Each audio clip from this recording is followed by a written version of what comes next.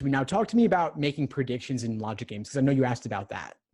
Well, with the predictions, I honestly, my predictions are always wrong. So yeah, I just have trouble with those.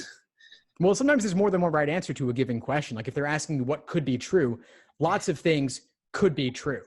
I've noticed myself over predicting, like kind of trying to go hard to find the prediction as it's sometimes just kind of in front of you and you don't really realize it. Cause like I said, the time constraint, I'm still relatively new to studying this. So yeah, just there's a lot of things I have to work on, but I think the predictions and the diagrams are the two things that are going to allow me to like maximize my score in terms of getting the most answers. Okay. So back to the diagrams thing, I would suggest take a moment to pause and think about what's the task at hand that they're asking you to do. Like, is it for grouping? I think grouping, it's tougher to see which type of grouping game it is. So I'll use that as an example. You might be doing in out and dividing them into the in out categories, or it might be matching where you're assigning variables of one type to variables of another type.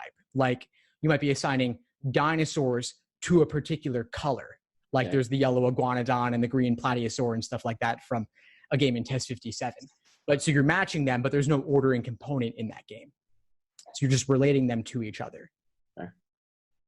Now, back to the predictions idea though, I'd say you're not really always looking to make specific predictions of a variable. I think predictions actually come up more often in logical reasoning than in games. Logical reasoning, you're predicting how do I strengthen, how do I weaken, or how do I articulate the flaw. Yeah. But in games, it's more about for a local if question, you take the local if limitation and make a diagram with that. And you see what inferences follow as a result.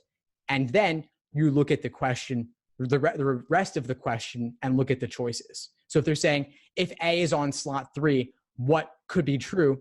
You stop at, if A is on slot 3, you stop at that comma, you draw your diagram, then you come back to the question stem and see what else could be true.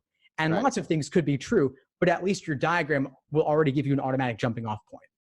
Thanks for tuning into the show. Please subscribe if you haven't done so already to be notified of new episodes as I release them. And feel free to reach out if you need anything at all as you move forward with your prep. I'm happy to help however I can. In the meantime, I'll wish you all the best and take care.